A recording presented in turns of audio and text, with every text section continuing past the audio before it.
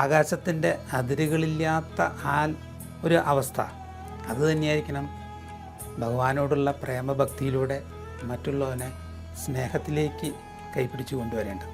30 വയസ്സായ അല്ലെങ്കിൽ അതിൽ താഴെയായിട്ടുള്ള ആളുകളൊക്കെ വന്ന് ഭാഗവതം പറയുമ്പോൾ 70 വയസ്സായ ആളിരുന്ന് ആലോചിക്കുന്നു, ഇവന്മാരിത് എപ്പോഴാണ് പഠിച്ചത്? അപ്പോൾ നല്ല സമയത്ത് ഞാനത് പഠിച്ചില്ല എന്നൊരു തോന്നൽ വരികയാണ്. ജലം ആകാശത്ത് നിന്ന് നമുക്ക് താഴോട്ട് വരുമ്പോൾ അത് ശുദ്ധമാണ്. എന്നാൽ ഇതേ ജലം തന്നെ അശുദ്ധമായ എല്ലാ പദാർത്ഥങ്ങളെയും ശുദ്ധീകരിക്കും. പക്ഷേ കലകൾക്ക് രൂപഭേദങ്ങൾ വന്നാലും ചന്ദ്രൻ ആ രൂപത്തിൽ തന്നെ ഇനിയും പ്രകാശിച്ചുകൊണ്ടിരിക്കും. ഭക്ഷണമാണല്ലോ മെയിൻ. അപ്പോൾ ഇനി കൃഷിയിടങ്ങളൊക്കെ ഉണ്ടാവുമോ എന്ന് ചോദിച്ചു കഴിഞ്ഞാൽ പൃഥു മഹാരാജാവിനെ പോലെ അന്ന് ചെയ്ത പോലെ ഭൂമി തച്ചുടയ്ക്കുകയോ ഒന്നും ആയിരിക്കണമെന്നില്ലെങ്കിലും എയറുള്ള കൃഷി അങ്ങനെ പലതും ഇനിയും നൂറ്റാണ്ടുകളുടെ അപ്പുറം വരും. പക്ഷേ ബേസിക്കായിട്ട് പറയുകയാണെങ്കിൽ എല്ലാം ഒന്നിൽ തന്നെയാണ് നിൽക്കുന്നത്. ഭാഗവതത്തെ അറിഞ്ഞും മറ്റുള്ളവർക്ക് പരിചയപ്പെടുത്തിയും ഒക്കെ ഇത്രയും വർഷങ്ങൾ സാറിൻ്റെ ജീവിതത്തിൽ കടന്നു പോയിരിക്കുകയാണ്. അപ്പോൾ ഇനിയും തലമുറകൾ വരികയാണ്. അപ്പോൾ ഭാഗവതം ഇനിയുള്ള കാലഘട്ടത്തിലും നിലനിൽക്കുമോ, അല്ലെങ്കിൽ ഇനിയുള്ള കാലഘട്ടത്തിൽ എന്തായിരിക്കും ഇതിൻ്റെ ഒരു ഭാവി എന്ന് പറയുന്നത്? ഭാഗവതത്തിന് ഭൂതം, വർത്തമാനം, ഭാവി എന്നൊന്നുമില്ല. കാരണം വെച്ചാൽ നമ്മൾ നിൽക്കുന്ന ഈ ചുറ്റുപാടിൽ നോക്കൂ, 2 കാലുള്ള ജീവികൾ, 3 കാലുള്ളത്, 4 കാലുള്ളത്, 5 കാലുള്ളത്, അങ്ങനെ 8 കാലുള്ളത് ഒക്കെ അറിയാമല്ലോ. ദേഹം മുഴുവൻ കാലുള്ളത്, അതിൻ്റെ വലിപ്പം വളരെ കുറവാണ്, അറിയാം. എത്ര കാലുകളാണെന്ന് എണ്ണാൻ പറ്റില്ല. ഇന്നലകളിലും അവരിങ്ങനെയൊക്കെ തന്നെയായിരുന്നു, നാളെയും അവരിവിടെ ഉണ്ടാവുമല്ലോ. അപ്പോൾ ഈ സാത്വികമായ അന്വേഷകർ ഈ നാട്ടിൽ ഇനിയും ഇനിയും ജനിക്കും. ഒരുപക്ഷെ സപ്താഹവേദികളൊക്കെ ഉണ്ടാവുമോ എന്ന് ചോദിച്ചാൽ, ഇപ്പോൾ ആധുനിക യുഗത്തിൽ എല്ലാവരും പഠനവും ഒക്കെ ആയിട്ട് വലിയ വലിയ ജോലികളൊക്കെ ആയിട്ട് പോകുമ്പോൾ ഇങ്ങനെ തട്ടിയെ കയറിയിരുന്ന ഒരാൾക്ക് ഉപദേശം കൊടുക്കാൻ സാധിക്കുമോ? അത് എനിക്ക് അത്ര ഉറപ്പില്ല. ഞാനിതിനെപ്പറ്റി ഇപ്പോഴന്വേഷിച്ചപ്പോൾ അത്ര കുഴപ്പങ്ങളൊന്നുമില്ല. കാരണം എന്താണെന്ന് വെച്ച് കഴിഞ്ഞാൽ ഞാൻ തന്നെ ഇപ്പോൾ ചെയ്യുന്ന പ്രോഗ്രാമിൻ്റെ പേര് ഭാഗവത ഗംഗ എന്നാണ്. ഇതെനിക്ക് ഗംഗയുടെ തീരത്തിരിക്കുമ്പോൾ കിട്ടിയൊരു ആശയമായതുകൊണ്ടാണ് ഞാൻ ഭാഗവത ഗംഗ എന്നിട്ടത്. അപ്പോൾ എന്നോട് ഭഗവാൻ പറഞ്ഞിരുന്നു ആരെയും പോയി കാണരുതെന്നാണ്. നേരത്തെ ഞാൻ ചെയ്യുന്ന പ്രോഗ്രാമിനൊക്കെ ഓരോ ആചാര്യന്മാരെ ഞാൻ സെലക്ട് ചെയ്തിട്ട് അവരെ കൊണ്ട് അത് വിജയിപ്പിക്കാൻ സാധിക്കും എന്ന് വിചാരിച്ചിട്ടാണ് തുടങ്ങിയിട്ടുള്ളത്. ഇവിടെ നമ്മളൊന്നുമില്ല, ഭാഗവത ഗംഗ സ്റ്റാർട്ട് ചെയ്യാണ് എന്ന് വെറുതെ പറയുമ്പോൾ ഞാൻ പറഞ്ഞോളാം ഇന്നത് എന്ന് പറഞ്ഞു വരുന്ന ആളുകളെയാണ് ഞാൻ ഇതിലേക്ക് എടുത്തത്. ഞാൻ ഒരിക്കലും ഒരാളെയും സെലക്ട് ചെയ്യാൻ പറ്റില്ല. ഞാൻ ചിലപ്പോൾ വേണമെന്നുണ്ടെങ്കിൽ ഗുരുവായൂർ അമ്പലത്തിൻ്റെ മുമ്പിൽ നിൽക്കുമ്പോൾ ഗുരുവായൂർ മണിസ്വാമിയെ കണ്ടപ്പോൾ പറഞ്ഞു എന്നാൽ മഹാത്മ്യം ഞാൻ പറയാം എന്നുള്ളത്. അതുപോലെ ഞാൻ അശേഷാനന്ദജിയോട് വെറുതെ എന്ന് പറഞ്ഞപ്പോൾ അദ്ദേഹം എന്നോട് പറഞ്ഞു റെക്കോർഡ് ചെയ്യാനായിട്ട് ബുദ്ധിമുട്ടി ഇങ്ങോട്ട് വരണ്ട, ഞങ്ങൾ തന്നെ സ്റ്റുഡിയോയിൽ റെക്കോർഡ് ചെയ്തിട്ട് അങ്ങോട്ട് അയച്ചു തരാമെന്ന്. പിന്നെ അവിടെ നിന്ന് ഇങ്ങനൊരു വരവായിരുന്നു. അപ്പോൾ ഞാൻ ഇതിനകത്ത് കൂടുതൽ ആളുകളെ ഉപയോഗപ്പെടുത്തിയിരിക്കുന്നത് മുഴുവൻ ഗൃഹസ്ഥരെയാണ്, അതും ലേഡീസാണ് കൂടുതൽ. എന്തുകൊണ്ടാണെന്ന് വെച്ചാൽ ഒരു സന്ദേശം അതിലൂടെ കൊടുക്കണമെന്ന് വെച്ചിട്ടാണ്. ഇപ്പം 30 വയസ്സായ അല്ലെങ്കിൽ അതിൽ താഴെയായിട്ടുള്ള ആളുകളൊക്കെ വന്ന് ഭാഗവതം പറയുമ്പോൾ 70 വയസ്സായ ആളിരുന്ന് ആലോചിക്കുന്നു, ഇവന്മാരിത് എപ്പോഴാണ് പഠിച്ചത്? അപ്പോൾ നല്ല സമയത്ത് ഞാനത് പഠിച്ചില്ല എന്നൊരു തോന്നൽ വരികയാണ്. അല്ലെങ്കിൽ ഇത് കണ്ടു കഴിഞ്ഞാൽ ഇതേ പ്രായത്തിലുള്ളവർക്കൊക്കെ ഉൾപ്പെടാവുന്നൊരു കാര്യമാണ് ഭാഗവതം എന്ന് മനസ്സിലാക്കാണ്. പിന്നെ നമ്മളൊരു ആചാര്യൻ്റെ പിന്നാലെ പോകുമ്പോൾ ആചാര്യന്മാർക്കൊന്നും മോശമൊന്നുമില്ല, ഒരു ലിമിറ്റേഷൻ ഉണ്ട് അവർക്ക് കാര്യങ്ങൾ മനസ്സിലാക്കാനായിട്ട്. ഇതെന്ന് പറഞ്ഞു കഴിഞ്ഞാൽ 335 അധ്യായം ഞാൻ 335 ആൾക്കാർക്കും കൊടുക്കാൻ പറ്റുക, അങ്ങനെ കൊടുക്കാമെന്ന് വെച്ചിരിക്കുകയാണ്. അപ്പോൾ ഒരു അധ്യായത്തിൽ ഇരിക്കുന്ന ആ ശ്ലോകങ്ങളെ 30-40 ശ്ലോകങ്ങൾക്ക് അനുയോജ്യമായ വാക്കുകൾ കണ്ടെത്താനായിട്ട് ഏതെല്ലാം പുസ്തകങ്ങൾ റെഫർ ചെയ്യണം അവർക്ക് സമയം കൊടുക്കുകയാണ് ഞാൻ. 1 മാസമൊക്കെ സമയം കൊടുക്കും. അപ്പോൾ ഞാൻ അവരോട് പറയും നിങ്ങൾക്ക് ഞാൻ ചെറിയൊരു അധ്യായമല്ലേ തന്നേക്കണേ, അപ്പോൾ സാധാരണ ഭാഷയിൽ പറഞ്ഞാൽ ഒന്നും പറയാനില്ല. പക്ഷേ നിങ്ങളൊരു കാര്യം മനസ്സിലാക്കുക, നമ്മൾ ഒരു ആല് വൃക്ഷങ്ങൾ പടർന്നു പന്തലിച്ച ആലിൻ്റെ വിത്ത് എത്രയും നോക്കാം, ആ വിത്ത് ഇത്രയും ആവുന്ന ആർക്കെങ്കിലും പറയാൻ പറ്റുമോ? അപ്പോൾ അതുപോലെ ഒരു വിത്താണ് ഞാൻ തന്നത്. ആ അധ്യായം അങ്ങനൊരു വടവൃക്ഷമാക്കി കൊണ്ടുവരാൻ, വൃക്ഷങ്ങളിൽ ഞാൻ ആലാണെന്നാണ് ഭഗവാൻ പറഞ്ഞത്. അപ്പോൾ അവിടേക്ക് എത്തിക്കാനായിട്ട് ശ്രമിക്കുക എന്ന് പറയുമ്പോഴാണ് അവർ ഇത്രയധികം സ്റ്റഡി ചെയ്തിട്ട് എൻ്റെ മുമ്പിൽ വരിക. അപ്പോൾ നമ്മളൊരു 90 70 ഞാൻ കൃത്യമായി എണ്ണിയിട്ടില്ല ഗ്രഹസ്ഥരെ ഇതിനോടകം പരിചയപ്പെടുത്തി കഴിഞ്ഞു. അവരാരും ഇതിന് വേണ്ടി നടക്കുന്ന ആളുകളല്ല, അവരൊക്കെ ജോലിയുള്ളവരാണ്, കുടുംബത്തിൽ പ്രാരാബ്ദങ്ങളുള്ള ആൾക്കാരാണ്, അങ്ങനെയുള്ളവരാണ്. അപ്പോൾ അതുകൊണ്ട് ഭാഗവതം ഇനിയും വർദ്ധിക്കും. എങ്ങനെ വർദ്ധിക്കുന്നതൊക്കെ എല്ലാവരും സ്വാത്വികമായ അന്വേഷണം ആരംഭിച്ചിരിക്കുന്നതാണ്. ഈ അന്വേഷണം എവിടെ നിന്ന് ആരംഭിക്കണം എന്ന് വെച്ച് കഴിഞ്ഞാൽ ഇതിനൊരു ലൈബ്രറിയോ അല്ലെങ്കിൽ ലാബോ അവിടെ ഒന്നും പോയിട്ട് നമുക്കിത് കണ്ടെത്താൻ പറ്റില്ല. പ്രകൃതിയിൽ നിന്ന് തന്നെ കണ്ടെത്തിയേ പറ്റൂ. അടുത്ത തലമുറകളും ഇനി അതിനപ്പുറമുള്ള തലമുറകളും. അപ്പോൾ അവരെവിടെ നിന്നാണ് കണ്ടെത്തുക എന്നുള്ളതാണ്. എന്താ കണ്ടെത്തുക? ഞാൻ പറഞ്ഞു ലൈബ്രറിയിൽ പോയി കണ്ടെത്താൻ പറ്റില്ല, ലാബിൽ പോയാൽ കണ്ടെത്താൻ പറ്റില്ല, ടെസ്റ്റ് ചെയ്യാൻ പറ്റില്ല, അങ്ങനെ ഇന്നത്തെ കാലത്ത് എല്ലാം ഉണ്ടല്ലോ, അവിടെയൊന്നുമില്ല. അപ്പോൾ നമ്മൾ പ്രകൃതിയിലേക്ക് നോക്കുക. ഫസ്റ്റ് നമ്മൾ അധിവസിക്കുന്ന ഭൂമി, ഈ ഭൂമിയെ നമ്മൾ എങ്ങനെയൊക്കെ ഉപയോഗിക്കുന്നു. നമ്മുടെ ധാരണ ഈ ഭൂമി നമ്മുടെയാണെന്നാണ്. ഇപ്പം എനിക്കുള്ള 5 സെൻറ്റ് സ്ഥലം എല്ലാ കാലത്തും എനിക്കാണെന്ന് ധരിച്ച് ഞാനിരിക്കുകയാണ്, അല്ലെങ്കിൽ എൻ്റെ തലമുറകൾക്ക് ഞാൻ വിട്ടുകൊടുക്കാൻ ആഗ്രഹിക്കുന്നില്ല. ഒരു പക്ഷേ 50 സെൻറ്റ് ആക്കി മാറ്റാൻ ആഗ്രഹിക്കുന്നുണ്ടാവും. പക്ഷേ ഈ ഭൂമിയിലേക്ക് കണ്ണോടിച്ച് നോക്കിയാൽ ഭൂമി പരമാനന്ദത്തോടെയാണ് നിൽക്കുന്നതെന്ന് എനിക്ക് തോന്നും. പക്ഷേ ഭൂമിയിൽ നടക്കുന്നതൊക്കെ എന്താ? ഇപ്പം നമ്മളൊരു വിത്ത് അതിലേക്ക് സമർപ്പിക്കുകയാണ്, അപ്പോഴും നമ്മളിന്ന് കളയ്ക്കും. എത്ര വേദനിക്കുന്നുണ്ടെന്ന് എനിക്കറിയില്ല. ഭൂമിയുടെ വേദന അളക്കാനൊക്കെ ഇട്ട് ആർക്കും പറ്റിയിട്ടില്ല. ഭൂമി ഭയങ്കര ക്ഷമയുള്ളതാണ്, ഭൂമി അമ്മയാണ് എന്നൊക്കെയാണല്ലോ പറയണേ. അപ്പോൾ ഈ വിത്ത് പയറുമണി ആണ് നമ്മൾ മുളപ്പിക്കാൻ വിട്ടുകൊടുക്കണമെന്നുണ്ടെങ്കിൽ ആ ഭൂമി അത് സ്വീകരിച്ചിട്ട് ഇത്ര ദിവസം കൊണ്ട് ആ മുള പൊട്ടി വിടർത്തിരിക്കണം. അത് ആരുടെ കഴിവാണ്? നമ്മൾ പിന്നെ ഒന്നും ചെയ്യുന്നില്ല. നമ്മൾ ചിലപ്പോൾ വെറുതെ പിന്നെ വെള്ളം നനച്ചു കൊടുക്കും.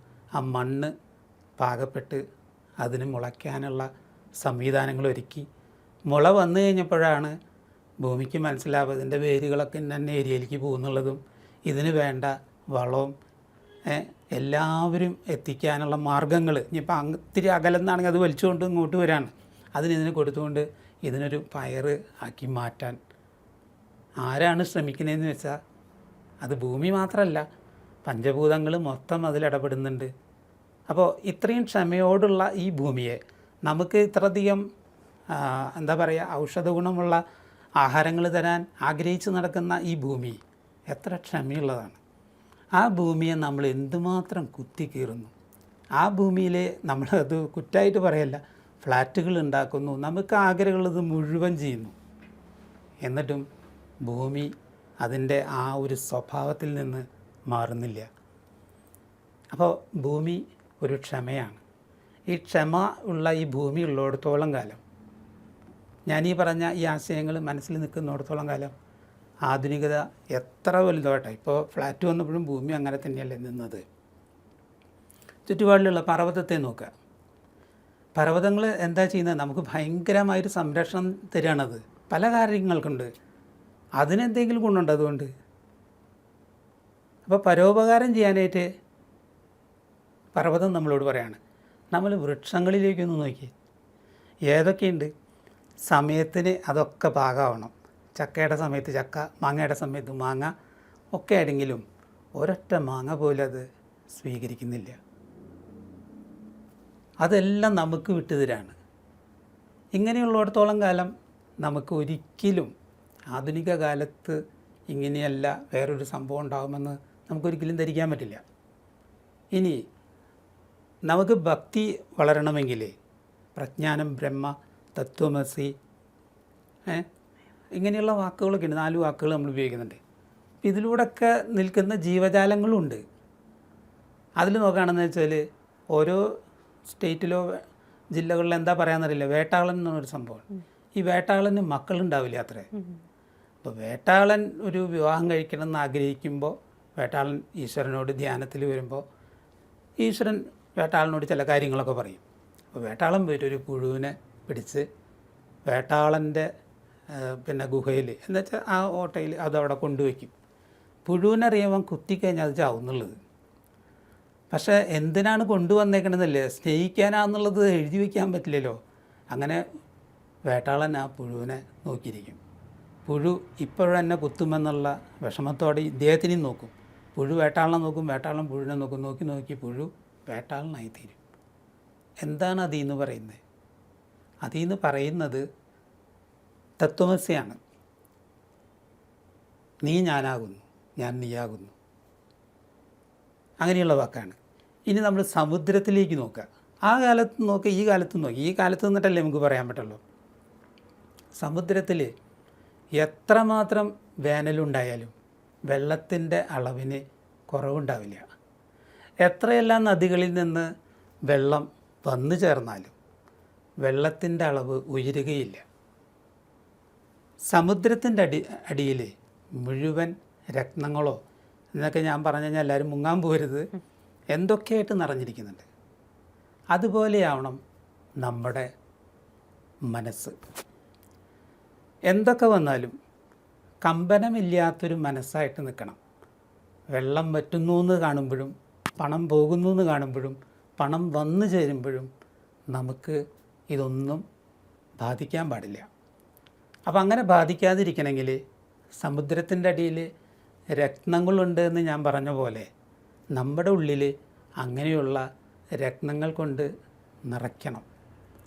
എൻ്റെ ഉള്ളിൽ രത്നങ്ങളൊന്നുമില്ല കേട്ടോ. ഇത് കേട്ടിട്ട് വന്ന് എൻ്റെ വയറ് കുത്തിപ്പൊളിക്കരുത്. കാരണം എന്താ വെച്ചാൽ അത് അപകടവും. അപ്പോൾ എന്താണ് ആ രത്നം?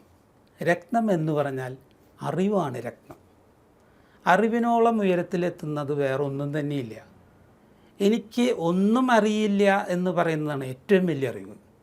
അതാണ് ഭഗവാൻ പറഞ്ഞത്, നിങ്ങൾ ജിജ്ഞാസുക്കളായിരിക്കണം എന്നുള്ളത്.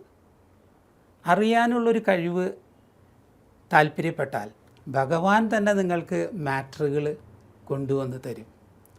അതാണ് അതിൻ്റെ പ്രത്യേകത. ഇനി നമ്മൾ നമ്മുടെ ജീവിതത്തിൽ അമിതമായിട്ട് സ്നേഹിക്കുന്ന, വാത്സല്യം കൊടുക്കുന്ന അങ്ങനെ കുറേ അനുഭവങ്ങൾ നമ്മുടെ ജീവിതത്തിലുണ്ട്. അടുത്ത ജീവിതത്തിൽ അതുണ്ടാവും. നമുക്ക് നമ്മുടെ മക്കൾ, നമ്മുടെ ഭാര്യ, കുടുംബം എന്ന് പറയുന്നത് വലിയൊരു പ്രസ്ഥാനമാണ്. അത് ഭയങ്കര നമുക്ക് ഇരുകൂട്ടർക്കും അവർക്ക് പലർക്കും സ്നേഹിച്ച് കൊതി തീരാൻ പറ്റില്ല. അപ്പോൾ അങ്ങനെ വരുമ്പോൾ നമുക്ക് പെട്ടെന്ന് വേറൊരാളുടെ ലൈഫൊന്നും പറയണ്ട, നമ്മൾ പുറത്തേക്കൊന്നും നോക്കിയാൽ മതി. 2 പക്ഷികൾ, ആണും പെണ്ണും, അവർ മരത്തിലൊരു കൂട് കൂട്ടുന്നു, ഭാര്യാഭർത്താക്കന്മാരാവുന്നു, അവർക്ക് കുഞ്ഞുങ്ങളുണ്ടാവുന്നു, അവർ ഈ കുഞ്ഞുങ്ങൾക്ക് ഭക്ഷണം കൊടുക്കാൻ വേണ്ടി പുറത്തേക്ക് പോകുന്നു, 2 ആൾ 2 സമയത്ത് തിരിച്ചു വരുന്നു.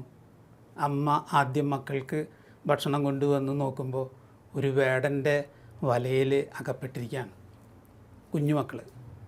അത് വലയാണെന്നും വേടൻ അത് ഉപദ്രവിക്കുമെന്ന് മനസ്സിലാക്കിയാലും സ്വന്തം ജീവനെപ്പോലും മറികടന്ന് ആ അമ്മ രക്ഷപ്പെടാൻ വേണ്ടി ആ വലയുടെ ഉള്ളിൽ കയറി ചെല്ലുകയും അമ്മയും പെട്ടുപോയി. ഇങ്ങനൊരു സാഹചര്യത്തിൽ അച്ഛൻ കിളി ഇവിടെ വരികയാണ്. അച്ഛൻ കിളി ഇവരെല്ലാവരും കണ്ടിട്ട് രക്ഷപ്പെടുത്തേണ്ട ദൗത്യം അദ്ദേഹത്തിനല്ലേ. അദ്ദേഹം തോന്നാണ്, വലയുടെ ഉള്ളിൽ പോയി. വേടന് സുഖമായി, ഒരു കുടുംബം മൊത്തം കിട്ടി. ഇങ്ങനെ വല വിരിച്ച് നടക്കുന്ന ആളുകൾ ഈ കാലഘട്ടത്തിലും ആ കാലഘട്ടത്തിലും ഉണ്ടാവും. ഇവിടെ നമ്മൾ എന്താണ് മനസ്സിലാക്കേണ്ടത്? ബുദ്ധിപൂർവം ഇതിനെ നേരിടണം. അമിതാവേശമോ അമിത വാത്സല്യമോ ഒന്നും ഇത്തരം സന്ദർഭങ്ങളിൽ നമുക്ക് പാടില്ല. രക്ഷപ്പെടുത്താൻ കഴിയാത്ത അവസ്ഥയിൽ എങ്ങനെ രക്ഷപ്പെടുത്തും? അപ്പോൾ അങ്ങനെയുള്ള അനുഭവങ്ങളിലേക്ക് കടന്നു പോവാതിരിക്കാൻ നമ്മൾ വളരെയധികം ശ്രദ്ധിക്കണം. എല്ലാ കാലഘട്ടത്തിലും ഇത് തന്നെയാണ് ഭാഗവതം നമ്മളോട് പറയുന്നത്. ഇത് ഞാൻ പറയുന്നതല്ല കേട്ടോ. ഭാഗവതത്തിൻ്റെ ഏറ്റവും വലിയ ഫിലോസഫി ആയിട്ടുള്ള ഏകാദശ സ്കന്ധത്തിലൂടെ ഭഗവാൻ ഉദ്ധവർക്ക് പറഞ്ഞു കൊടുക്കുന്ന തത്വങ്ങളാണിതൊക്കെ. അതിന് 24 ഗുരുക്കന്മാരെന്നാണ് പറയുന്നത്. ഈ 24 ഗുരുക്കന്മാരെ ഉള്ളൂ എന്ന് വെച്ച് കഴിഞ്ഞാൽ 24 ഗുരുക്കന്മാരെ പറ്റിയിട്ടേ അതിൽ പറഞ്ഞിട്ടേ ഉള്ളൂ. അതുകൊണ്ടാണ് ഗുരുക്കന്മാർ ഇഷ്ടപ്രകാരമുണ്ട്. ഭാരതീയ സംസ്കൃതിയിലൂടെ നോക്കുമ്പോൾ കാണുന്നതൊക്കെ ഭഗവാൻ, കാണുന്നതൊക്കെ ഗുരു. ഇന്ന് ഇലക്ട്രോണിക്സ് മീഡിയയിലൂടെ നോക്കിയാൽ അങ്ങനെ തന്നെയാണ്. പിന്നെ നമ്മൾ അധിവസിക്കുന്ന ഈ ഭൂമിയിലെ വായു നമുക്ക് അത്ര അത്യാവശ്യമാണ്.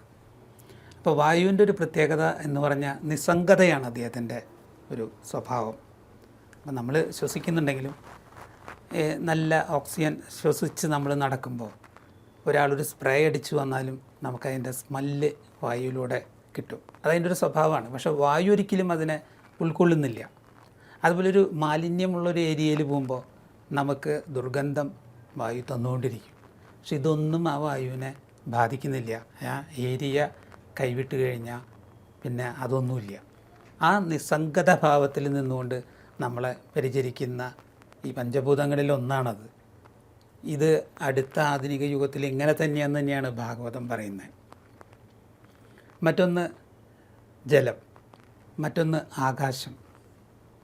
സർവ വ്യാപിച്ചെടുക്കുന്ന ഈ ആകാശത്തെ അളക്കാനോ മുറിക്കാനോ ഒന്നും നമുക്ക് സാധ്യമല്ല. അപ്പോൾ അതിൽ നിന്ന് മനസ്സിലാകുന്നത് എന്താണ്? ആകാശം വിശാലമാണ്. നമ്മുടെ മനസ്സോ അതുപോലെ വിശാലതയിലേക്ക് വേണമെങ്കിൽ നമുക്ക് കൊണ്ടുപോകാം. അതിനെ മുറിക്കാനോ മുറിപ്പെടുത്താനോ നമ്മൾ ശ്രമിക്കാതിരുന്നാൽ മതി. അപ്പോൾ ആകാശത്തിൻ്റെ അതിരുകളില്ലാത്ത ആ ഒരു അവസ്ഥ അത് തന്നെയായിരിക്കണം ഭഗവാനോടുള്ള പ്രേമഭക്തിയിലൂടെ മറ്റുള്ളവനെ സ്നേഹത്തിലേക്ക് കൈപ്പിടിച്ചു കൊണ്ടുവരേണ്ടത്. ആകാശത്തിലൂടെ നമുക്ക് അങ്ങനെയും പഠിക്കാം. ഒരു വിശാലമായ കാഴ്ചപ്പാടുകളുള്ളവരായി മാറാം. അതൊക്കെ നമുക്ക് ഈ തരുന്ന ഈ അറിവുണ്ടല്ലോ, നിങ്ങൾ ചോദിച്ച പോലെ ഇനിയും യുഗാന്തരം ഇത് തന്നെ ഇവിടെ ഉണ്ടാവുക. ചില ബിൽഡിങ്ങുകളുടെ ഷേപ്പുകൾ മാറ്റണ്ടാവുന്നുള്ളൂ. പിന്നെ നമ്മൾ ജലത്തിലൂടെ നമ്മൾക്ക് മനസ്സിലാവുന്നത് വെച്ചാൽ ജലം ആകാശത്ത് നിന്ന് നമുക്ക് താഴോട്ട് വരുമ്പോൾ അത് ശുദ്ധമാണ്. എന്നാൽ ഇതേ ജലം തന്നെ അശുദ്ധമായ എല്ലാ പദാർത്ഥങ്ങളെയും ശുദ്ധീകരിക്കും. ജലത്തിന് എപ്പോഴും ശുദ്ധിയാണ്. അതുപോലെ നമുക്ക് കിട്ടിയ ഈ ശരീരവും അതിന് ഉള്ളിലിരിക്കുന്നത് ഈശ്വര ചൈതന്യമാണെന്നും ആത്മാവാണെന്നും മനസ്സിലാക്കിക്കൊണ്ട് ഏതൊക്കെ അശുദ്ധികൾ വന്നാലും നമ്മുടെ പ്രേമ ഭക്തി കൊണ്ട് അതിനെ ശുദ്ധീകരിച്ച് ജലം പോലെയായി തീരണം. ഈ ജലം തന്നെയാണ് നാളെയും. ഇനിയുള്ളത് അഗ്നിയാണ്. അഗ്നിയെ ശുദ്ധീകരിക്കാൻ നമുക്ക് സാധ്യമല്ല. അഗ്നി അതിൽ തന്നെ ശുദ്ധമാണത്. അതിൻ്റെ നാക്കുകൾ എത്രയാണെന്ന് എണ്ണിത്തീരാൻ സാധിക്കില്ല. അപ്പോൾ അഗ്നിയുടെ അതീഷ്ണമായ ജ്വലനം അത് നമ്മുടെ ഉള്ളിൽ ഭക്തിയായിട്ടുണ്ടാവണം. ആ ഭക്തിയും അടുത്ത തലമുറയ്ക്കും ഈ തലമുറയ്ക്കും ഇന്നലത്തെ തലമുറയ്ക്കൊക്കെ അപ്പോൾ അഗ്നി ശുദ്ധിയുള്ളവരായി മാറണം. അവിടെ അഗ്നിയുണ്ട്, ശുദ്ധിയുണ്ട്. അഗ്നിയുടെ ശുദ്ധി നമുക്കുണ്ടാവണം. നമ്മൾ അഗ്നിയെ പോലെ ശുദ്ധിയുള്ളവരായിരുന്നു. പിന്നെ എങ്ങനെയാണ് നമ്മളിലേക്ക് അങ്ങനെ അശുദ്ധി നിറഞ്ഞത് എന്ന് വെച്ച് കഴിഞ്ഞാൽ ഒട്ടലുകൊണ്ടാണ്. അപ്പോൾ ഒട്ടലുകളില്ലാതെ അഗ്നിശുദ്ധി വരുത്തി ജീവിക്കുന്നവരായി തീരണം. അതുപോലെ ചന്ദ്രൻ്റെ രൂപത്തിന് ജനനം മുതൽ അവസ്ഥാഭേദങ്ങൾ നമ്മുടെ ശരീരത്തിന് കൊണ്ടുവരുന്നത് ചന്ദ്രനാണെങ്കിലും ചന്ദ്രന് അങ്ങനെയുള്ളതൊന്നുമില്ല. ചന്ദ്രൻ്റെ കലകൾക്ക് മാത്രമേ അത് സംഭവിക്കുള്ളൂ. പക്ഷേ കലകൾക്ക് രൂപഭേദങ്ങൾ വന്നാലും ചന്ദ്രൻ ആ രൂപത്തിൽ തന്നെ ഇനിയും പ്രകാശിച്ചുകൊണ്ടിരിക്കും. അതുപോലെ വണ്ട്, കാണുന്ന പുഷ്പങ്ങളിൽ നിന്നൊക്കെ തേൻ കുടിച്ച് നടക്കുന്ന ഒരു സ്വഭാവക്കാരനാണ് വണ്ട്. വണ്ടിനും ചിലപ്പോൾ തെറ്റുകളൊക്കെ പറ്റാറുണ്ട്. വണ്ടിന് ചിലപ്പോൾ താമരപ്പൂവിൽ നിന്ന് മധു ശേഖരിച്ച് മതി വരാതെ അതിലേക്ക് തന്നെ ആസക്തനായി നിന്ന് ഒരിക്കൽ താമരപ്പൂ കൂമ്പുമ്പോൾ അതും അതിലകപ്പെടാറുണ്ട്. അതുപോലെ നമ്മുടെ ജീവിതമെന്ന തേൻ നമുക്ക് യൂസ് ചെയ്യാം. നമ്മുടെ കുടുംബമായിട്ട് നമുക്ക് നന്നായി പങ്കുകളൊക്കെ വയ്ക്കാം. പക്ഷെ ഒരിക്കലും അതിൽ തന്നെ രമിച്ച് നിന്നാൽ വണ്ടിനെ പോലെ നമ്മൾ ആയിത്തീരും. ഇങ്ങനെ നമുക്ക് മുഴുവൻ നമ്മുടെ ചുറ്റിലും ഇങ്ങനെയുള്ളവരൊക്കെ കൂടിച്ചേരുന്നതാണ് നമ്മുടെ ഈ ഭൂമിക. ഇവിടെ നമ്മളെന്ന് പറഞ്ഞ് ഈശ്വരൻ എന്ന് പറഞ്ഞ് ദേഹമെന്ന് പറഞ്ഞ് വേറൊന്നുമില്ല. എല്ലാം ഒന്ന് തന്നെയാണ്. ഇത് തന്നെയാണ് നാളെയിലും ഉണ്ടാവുക. അപ്പോൾ നമുക്ക് ഉള്ളിലേക്ക് നോക്കുമ്പോൾ ഭാഗവതം തന്നെയാണ്. ഭാഗവതത്തിലെ മാഹാത്മ്യം മുതൽ നവമസ്കന്ധം വരെ സ്തുതികൾ പറഞ്ഞു, കുന്തി സ്തുതി, ഭീഷ്മസ്തുതി, അന്നങ്ങനെയുള്ള സ്തുതികൾ പറഞ്ഞു. നവമസ്കന്ധത്തിലെത്തുമ്പോൾ ഓരോ രാജാക്കന്മാരുടെയും കഥ പറഞ്ഞു. ഈ രാജാക്കന്മാരുടെ കഥ ഞാൻ എന്തിനാ കേൾക്കണേന്ന് ചിലർക്കും തോന്നി. അപ്പോൾ അങ്ങനെ തോന്നുന്നവർക്ക് അത് മന്വന്തരങ്ങളിലെ പ്രത്യേകതകളാണ് അതിൽ പറയുന്നത്. കാരണം വെച്ചാൽ അടുത്ത ദശമസ്കന്ധത്തിലൂടെ ഭഗവാൻ ജനിക്കുകയാണ്. അതിനു മുമ്പ് നമ്മൾ മനസ്സിലാക്കേണ്ട കുറേ കാര്യങ്ങളുണ്ട്. അതിലൊന്ന് വേണമെങ്കിൽ നമുക്ക് പറയാം, അമിതമായിട്ട് മധുരമൊന്നും കഴിക്കാത്ത ഒരാൾ, അയാൾ ഒരു ഷുഗർ രോഗി ആയി മാറുകയാണ്. അപ്പോൾ അദ്ദേഹം ഡോക്ടറോട് പറഞ്ഞു ഞാൻ അങ്ങനെ മധുരം കഴിക്കില്ല എന്നൊക്കെ പറയും. അപ്പോൾ ഡോക്ടർ പിന്നെ അങ്ങനെ ചോദിച്ചറിയല്ലോ കാര്യങ്ങളൊക്കെ, അച്ഛന് കഴിക്കുമോ അമ്മ കഴിക്കുമോ, അങ്ങനെ തൊട്ട് താവഴികളിലൊന്നുമില്ല. പിന്നെ അന്വേഷിച്ചപ്പോൾ എവിടെയോ ഒരു ബന്ധുവിന് ഇങ്ങനൊരു സംവിധാനം ഉണ്ടായിട്ടുണ്ട്. അപ്പോൾ ആ ബന്ധുവിൽ അതിപ്പോൾ ഒരു 50 കൊല്ലം മുമ്പുള്ളൊരു കക്ഷിയായിരിക്കും, പക്ഷേ അതേ ചേഷ്ടകളാണ് ഇദ്ദേഹം ചെയ്യുന്നുണ്ടാവുക. അപ്പോൾ അന്ന് ആ ബന്ധുവിൽ നിന്നാണോ അച്ഛനമ്മമാരിൽ നിന്നാണ് പിറന്നത്, പക്ഷേ ഇങ്ങനെയുള്ള ജീനുകളൊക്കെ നമ്മുടെ ശരീരത്തിലേക്ക് കടന്നുകൂടാനിടയുണ്ട്. അപ്പം നമ്മുടെ ചിലപ്പോൾ ജന്മത്തിൻ്റെ തുടക്കം എവിടെയാണെന്ന് വെച്ചാൽ ഏതോ ഒരു മന്നന്തരത്തിലുള്ള ഏതോ ഒരു രാജാവിൻ്റെ ഏതോ ഒരു കഥയ്ക്കായിരിക്കും. അപ്പോൾ അതെല്ലാം ഇവിടെ ഉണ്ടാവും. ഇനി നമുക്ക് ഇനിയും ഇപ്പോൾ ഭക്ഷണമാണല്ലോ മെയിൻ. അപ്പോൾ ഇനി കൃഷിയിടങ്ങളൊക്കെ ഉണ്ടാവുമോ എന്ന് ചോദിച്ചു കഴിഞ്ഞാൽ പൃഥു മഹാരാജാവിനെ പോലെ അന്ന് ചെയ്ത പോലെ ഭൂമി തച്ചുടക്കുകയോ ഒന്നും ആയിരിക്കണം എന്നില്ലെങ്കിലും എയറുള്ള കൃഷി അങ്ങനെ പലതും ഇനിയും നൂറ്റാണ്ടുകളുടെ അപ്പുറം വരും. പക്ഷേ ബേസിക്കായിട്ട് പറയുകയാണെങ്കിൽ എല്ലാം ഒന്നിൽ തന്നെയാണ് നിൽക്കുന്നത്. ഇതാണ് ഭാഗവതത്തിൻ്റെ ഏറ്റവും വലിയ ശക്തി. ഭാഗവതത്തിൻ്റെ ഏറ്റവും വലിയ ശക്തി എന്ന് പറഞ്ഞാൽ സത്സംഗ മഹിമ കൊണ്ടാണ് നമുക്കിതിനെ മനസ്സിലാക്കാനും കഴിയുള്ളൂ. ഒറ്റയ്ക്കുള്ള അതിദാരിദ്ര്യം വെച്ചുകൊണ്ടൊന്നും ഇതിൻ്റെ മുന്നിൽ നിൽക്കരുത്. എപ്പോഴും സത്സംഗത്തോട് ചേർന്ന് നിന്ന് ഭാഗവതം വായിക്കുകയും പഠിക്കുകയും ചെയ്താൽ കുടുംബത്തിന് ഭയങ്കര ഐശ്വര്യം വരും. അത് ഭഗവാന്റെ പ്രത്യക്ഷ രൂപമാണ്. അത് നമ്മുടെ ഭവനത്തിൽ എപ്പോഴും ഉണ്ടാവണം, ഭക്തിയായിട്ടുണ്ടാവണം, ദാനമായിട്ടുണ്ടാവണം, കർമ്മമായിട്ടുണ്ടാവണം എന്ന് പറഞ്ഞുകൊണ്ട് നിർത്തുന്നു. ഹരേ കൃഷ്ണ. അങ്ങയുടെ ഈ ഒരു ഭാഗവതാമൃതം മറ്റുള്ളവരിലേക്ക് എത്തിക്കുന്ന ഈ ഒരു ആശയം ഇപ്പോൾ അത് ഭാഗവത ഗംഗയിലൂടെ മുന്നോട്ട് പോയിക്കൊണ്ടിരിക്കുകയാണ്. അതിന് എല്ലാവിധ ആശംസകളും എല്ലാവിധ ഐശ്വര്യത്തോടും കൂടി അല്ലെങ്കിൽ ആ ഒരു പ്രഭയോടും കൂടി മുന്നോട്ട് പോകാനായിട്ട് അങ്ങയ്ക്ക് സാധിക്കട്ടെ എന്ന് ഭഗവാനോട് പ്രാർത്ഥിച്ചുകൊണ്ട് നമസ്കാരം. ഹരേ കൃഷ്ണ. ഹരേ കൃഷ്ണ.